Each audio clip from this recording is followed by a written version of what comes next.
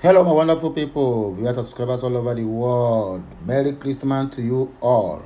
Merry Christmas to all my fans, all my viewers and subscribers, everyone who loves what I'm doing, wherever you are at this present time. I said, Merry Christmas to you all, and Happy New Year in advance. Coming 2023, I wish us a very peaceful and successful year this 2022, and we shall commence into the 2023 with joy, love, gladness, open doors and open hearts. Beyond all, we enter 2023 with good news, good heart and good health. So if this is your first time of hearing my voice, use this year-to period to subscribe to this channel. If you have not subscribed to my channel before and you have been hearing my voice, you have been viewing my content, endeavor to do that as soon as possible.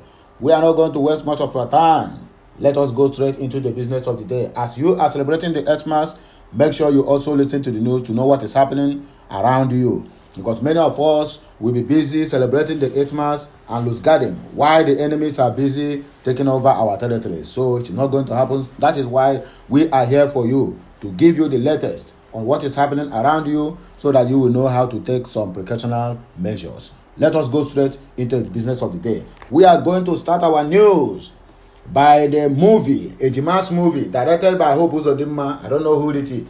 I don't know who wrote the movie, the script, but it's really script. I saw the video and I tried to figure out what is happening on that very video, but I couldn't figure anything. What I see was acting. And I asked myself and the people around me when we are watching the movie, that I think my team, and I asked them, how many times have the police, the military, those ones who have claimed that they have captured millions of bandits or Fulani terrorists and the rest of them, how many times have they been brought them in front of camera to confess how they are operating? I mean, I look at those things and I tell myself, I said, this is a stage movie, without even knowing that it was a Uzodinma who staged this movie. We know about all these things just to label the ESN, to mark them black. I know all these plans they are doing. Enugu State have done his own and have collected its own bag of money. Now it's Imo State turn. All these things is APC's plan to kill Mazi Nnamdi Kanu. I say it with no atom of regret or anything. With all due respect, they are planting all these things so that when anything happens to Mazi Nnamdi Kanu tomorrow, because I've already have a plan to eliminate this young man, but they are not going to do anything to him. That is the simple truth. They have already put all the whole plans in place. Imagine denying him of his medicine for complete good 9 days and 4 days no food. What does that tell you? It tells you that they have put every plans in place. All these things they are doing, all those movies they are acting now, they are just compiling it together and presenting it to the international community. Look at what is happening. Look at these people you say we should leave, that we should not do anything to them. Look at what they are doing. That's exactly what they are doing. How can you tell me that somebody who is a shooter with police don't have any single stretch? And even in that this thing, you find out that everything about what the man is saying is just a fabricated lies. Something, I mean, they have already cooked up those lies, put it inside his mouth for him to be speaking. And I was looking at him and I said, look at, even Arise TV News that are respected so much, they descend so low in making that kind of coverage. How many times have Arise TV News have gone to the north and begun to interview terrorists? Nigerian, they will get almost how many, they get them in numbers. You will hear that 83,000 Boko Harams either repented, surrendered, or they were captured. None of any of them will ever come out in the TV and you will see the faces, look at the people that are terrorizing us. Because everything they are doing there is audio killings and audio capture. They have never captured any single Boko Haram rather than to bring them in TV. Imagine Bello Tunji in Zamfara is granting an interview in international TV, not in local, BBC Igbo. He was granting an interview and he was saying that killing people is nothing to them, that they see it as a normal thing to do, that it become part of them, that when they did not kill somebody, it seems like they are missing something. The place they cover this thing is known, is never hiding, and the same Tunji is not hiding in anywhere. Till today, the federal government have not captured this Tunji. They have not captured him. And all we can do in our own side, our easterners, that is why you see our mumu will continue to be multiplying every day in, day out. I don't blame Hope Uzodinma. Somebody who came forth was elevated to first. So what do you expect him to do? That is the complete arrangement. They have done the ones of the 4 years. Now he's moving to next agenda of another 4 years. He had been the one burning all the INEC office in Imo State in general. Hope Uzodinma is behind it. He had been the one that staging all this so-called Ipob, whatever in there. He have almost wiped out all the whole youths who supposed to stand for this Biafra liberation or any time that we needed them. In Olo, Omuma and the rest of them. He nearly wiped all of them out. Simply because their paymasters have already told them what to do and they are doing it. Imagining them going to Eko to say they discovered a bomb factory and they bomb entire market. What for? Is that how other security? I thought they are imitating the US and UK. That we go to somebody's house and apprehend that person. Whatever you keep there, either it's a bomb or whatever it is, they will detone it and carry you live and to go to where they are going. You said you stay up, you detect a bomb factory inside the Eko market. You bomb the whole market. Until today, that case is closed. Not even a single compensation to all those people who lost their goods worth millions of naira in that market. That is the agreement with the Fulani Kabars. He is fulfilling his agreement. If Imo State people allow this man for the second time, bear it in mind that the population of Imo State will reduce to nothing. In the same way it's happening in Ebonyi State. Look at, wait, you people will see and hear with your ears the staged confession of Ejima. It was titled The Ejima's Movie, directed by Hope Uzodinma. Who write the script? You will know it as we proceed. Let us go straight into the business of this day. You may have possibly seen the video flying on the internet and how the footprints of the content drama clearly shows a stage by Hope Uzodinma to deliberately indict the innocent indigenous people of Biafra, Ipob, and ESN Security and Eastern Security Network, ESN. The man in the video, Ejima, is the Hope Uzodinma's nephew, whom he recruited into a criminal gang to fight ESN back then in 2021. Make on the list, we have a lot of news. Your ear, you will hear things that will make yourself to begin to shake. That is this how our Imo State have turned to? Is this how the people will call noble men? Well, what do you expect when you elect a guy man into an office?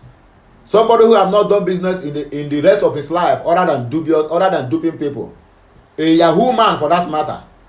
That is what you are born to see.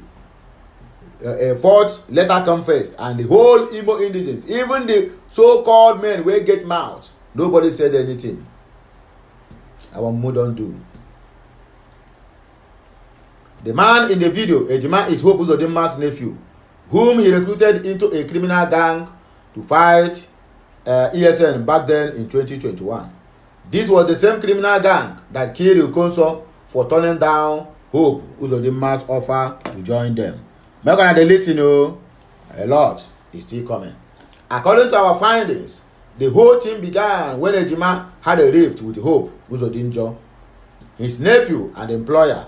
And because of this rift, Ejima escaped for fear of being killed. By then, his twin brother was already in custody, so Ejima was later deceived to come for his brother, else his brother would be killed. That was how Hope Uzodinma got him arrested for fear of being exposed to the world by Ejima. And the movie kick-started. Do not touch the dial. We are moving somewhere. Hope Uzodinma, very soon, you should remember that you cannot fight Biafrans. As long as this Biafran is concerned, the struggle not start today.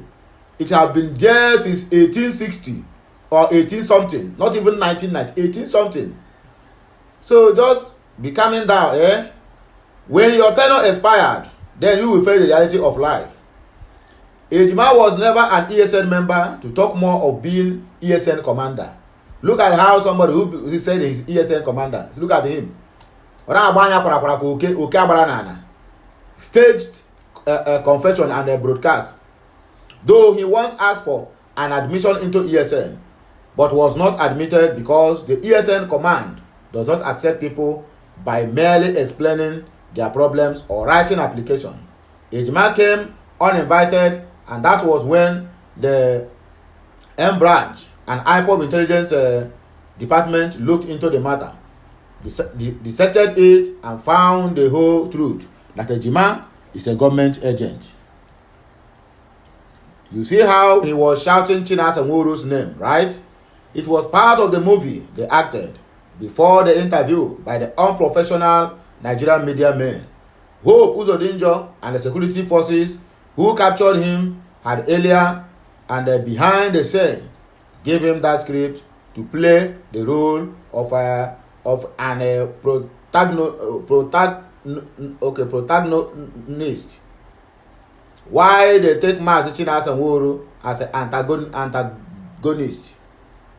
The other prisoner sitting right behind him in the clip was his twin brother, whose call for a release was used to arrest Ejima.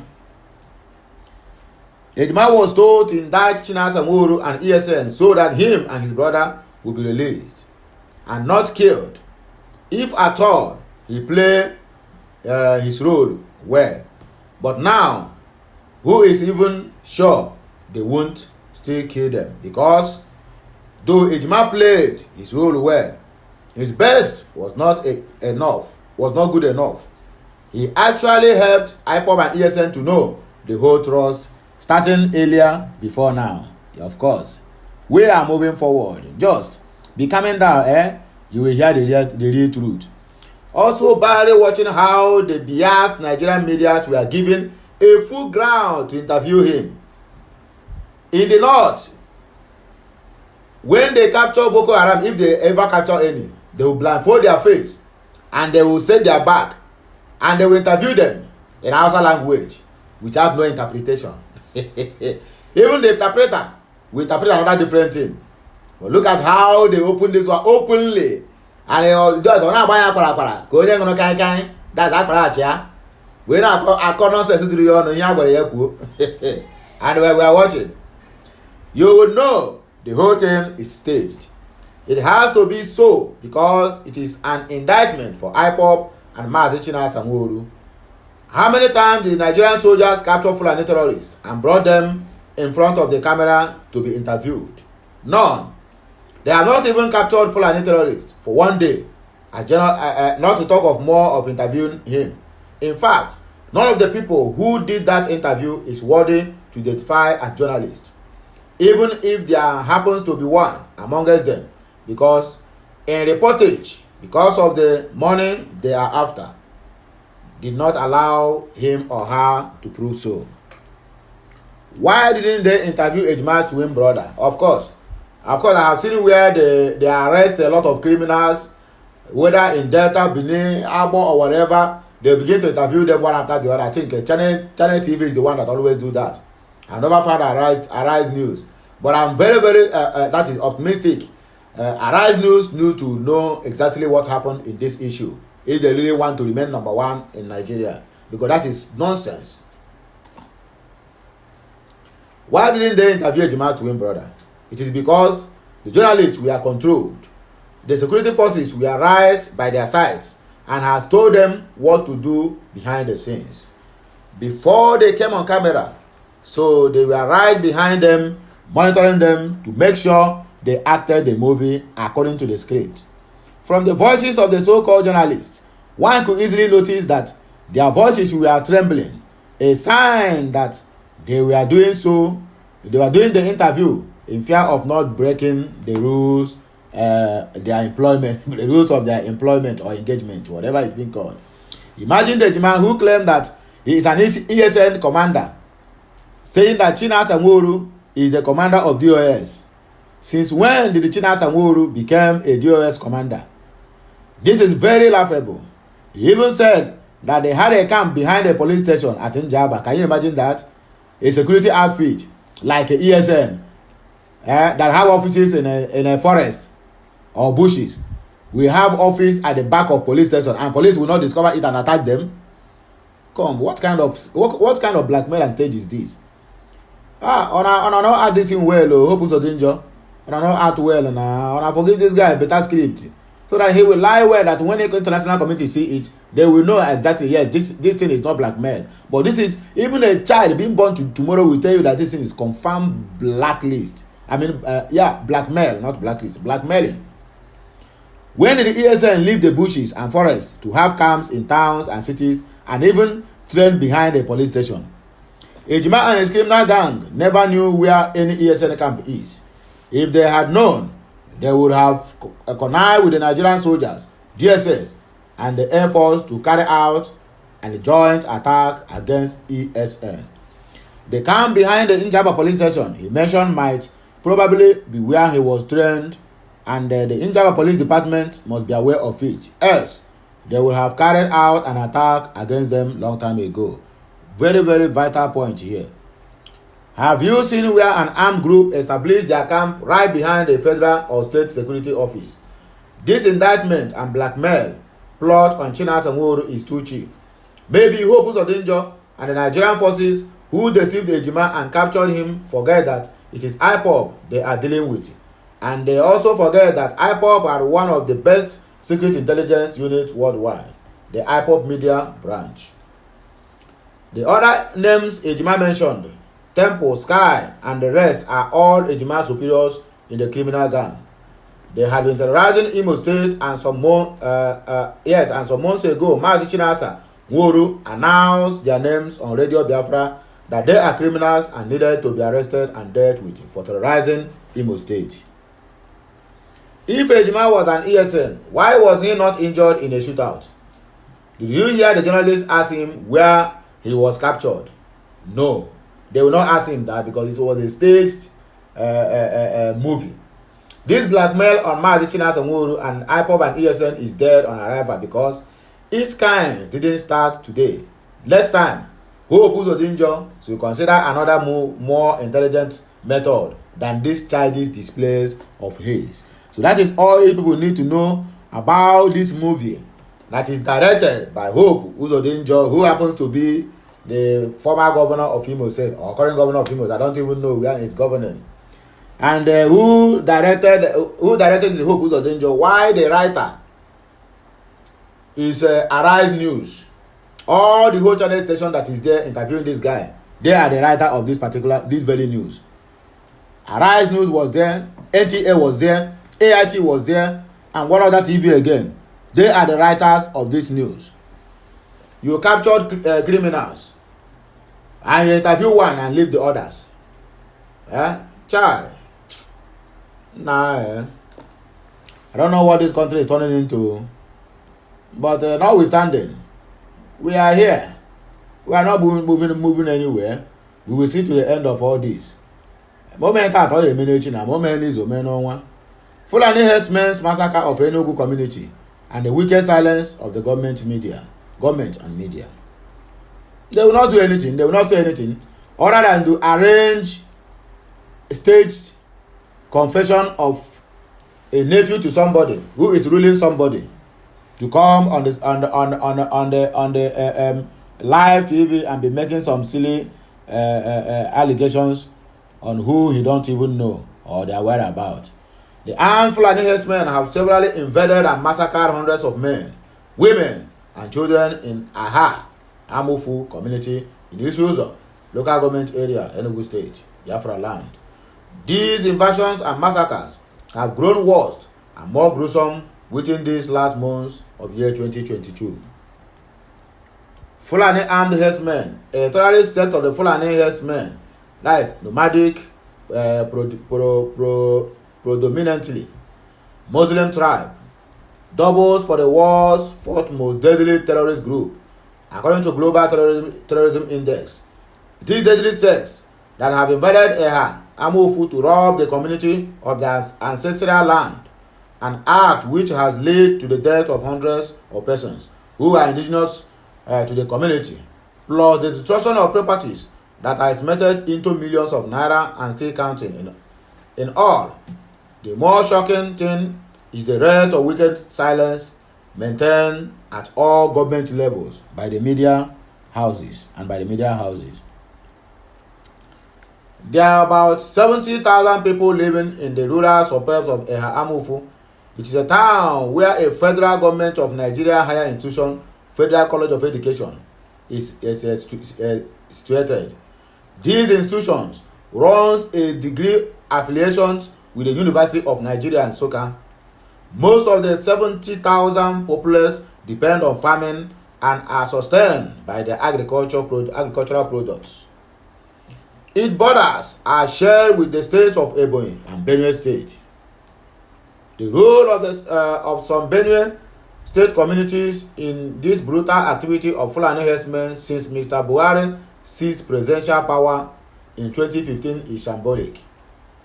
It is a place that has had its fair share of vandalism and bloodletting, Agatu massacre as one example, but also serves as Fulani launch pad for making inroads into the Nigerian Old Eastern region, Biafra land, for the jihad war of conquest. Like the Eha-Amufu people, the people of Benue are predominantly farmers, without doubt, but these Fulani invaders have become so disruptive, thereby making farming now highly unfashionable and unattractive, leading to the food scarcity and hunger in the state. The exportation of Fulani violence southward, especially in Eha-Amufu, has created a humanitarian crisis as villagers flee. As the Fulani terrorists operate unhindered, socio-economic activities are in danger, including the Federal College of Education in Eha-Amufu, which has drawn considerable development from the local community and the government. A visit to the neighborhoods revealed that there is now no human activity taking place. Markets and shops have been shut down, while stores on the streets are under lock and key. The Federal College of Education Eha-Amufu is empty, as all the students have fled to their homes for safety. Worse still, the Fulani bandits are operating freely, maiming and massacring village dwellers, taking their personal things and possessing their abandoned homes. The government keeps silent. A two division in Enugu State, all they keep silent. The police keep silent. Governor Ugwuanyi Ifeanyi keep silent. People keep dying. The ancestral land of our people have been taken over by bandits, not even bandits, by foreigners who invaded our land. And the government, we are silently, they don't say anything. But when they lose one head of those Fulanis now, you will find out that they will deploy soldiers and police to fight against the owners of the land. We are watching. We are watching. We are not sleeping, and we are not cowards. The time shall come when people will regret all these actions. An injury to one is an injury to all in the Biafra land. Enough is enough. The swiftness of the coordinated attacks and the unresponsiveness of the security agencies, including police and army, have led to scores of casualties, with the dead bodies scattered all over the place. This was perfectly described Eha-Amufu, a boisterous rural and suburban location that is now a ghost town in Enugu State's issues or local government area. According to reports, the communities are completely under siege, with all of the locals now seeking asylum as internally displaced persons. In nearby towns and cities, residents claim that raging Fulani herdsmen have slaughtered over 50 people in the last few weeks. According to local sources, no fewer than 160 people have died in the past 2 years by Fulani bandits, and the government have not captured a single Fulani man. They have not prosecuted a single Fulani herdsman in those areas. And you tell me that these people want peace, that they want one Nigeria. Yet, what we are seeing is not what we bargained for. In the midst of all these ugly situations, there has been no military, police or government spokesperson, no military or ministerial representatives who issued a single statement. The media houses are nowhere to be found either. No, they are in Imo State doing stage movie by Hope Uzodinma. They will not come here now to interview the people in the area so that their voice will be heard in the national TV. They will not do that. No, you will not find them anywhere close to that area. Even with 1,000 policemen guiding them, they will never near that place unless the place that they will be served money on a sasa or brown envelope. That is the place you will see them carrying nonsense microphone to interview people that have been staged to blackmail Ipob or its movement. We are watching. This has become a daily and yearly routine that the rampaging Fulani terrorists nicknamed Fulani herdsmen will come to this community, aided by Nigerian military, and the whole legacy media will not report it for the world to see what is happening. Shows the depth of compromise, love for money, and root in Nigerian media. It is very disturbing and shameful. So anyone you hear this message, please pass it on. Make sure you share this message from media to social media. Share it both locally and internationally, that people need to hear the voice of Eha Amufu. Enough is enough. A lot of people have been massacred in those areas for no reason, simply because they want to take people's ancestral land for no cause. Nobody invited them. Foreigners, for that matter, they want to invade the Biafra land simply because the police and army are strongly covering them. They are behind them. Most of themselves are even into police. When they come in form of Fulani, they will cover their face and they look like Fulanis. When they perpetrated the act finished, they will go back to their barracks. We are watching. The Biafrans are not fools, and the Biafrans are not cowards. Don't wake that sleeping dog. Let that sleeping dog lie. Let that sleeping dog lie. Nigerian government and its terrorist group fighting who does not fight them, looking for who does not look for them, killing our people for no reason, for just no cause. No ministerial have ever spoken anything concerning this issue. Not even the GOC of Enugu State have never for one day come out in national TV and comment and said enough is enough. Simply because they know the people doing this and they are solidly behind them. Our eyes are watching. Our eyes are watching. We are moving. Let's move straight into another news for the day. PDP crisis. Why G5 governors are against Atiku and Ayu. Governor of Abia State, Dr. Ipob, has said the decision not to support the presidential candidate of the People's Democratic Party, PDP, Waziri Atiku Abubakar of Adamawa, is simply an agitation for inclusiveness, fairness, and equity by the group of 5 governors led by Rivers State Governor Nyesom Wike. Okute News reports that the G5 governors, which include Ipob, Wike, Governor Samuel Ortom of Benue State, Governor Ifeanyi Ugwuanyi of Enugu State, Governor Seyi Makinde of Oyo State, have pulled out of Atiku's campaign, demanding resignation or removal of the PDP national chairman, Iyorchia Ayu.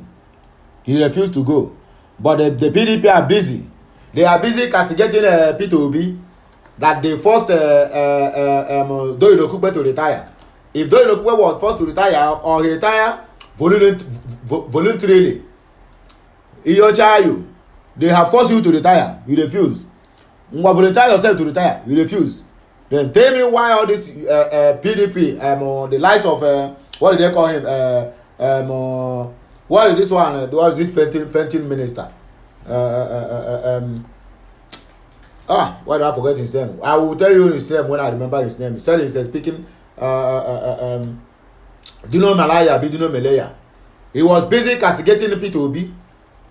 The PDP Presidential Campaign Council, they are busy castigating P2B. That they did not verify Doyin Okupe before he was. Forgetting that when you are pointing one finger on somebody, 4 fingers are indirectly pointing at you. Doyin Okupe have never committed any crime. This is money laundering, and that money and that offense was committed under PDP during Goodluck Jonathan's regime. And now, instead of you to probe since 2018 that this case is on, it didn't probe him. Just some months to go on the election. Can't you that see that you people a bunch of criminals?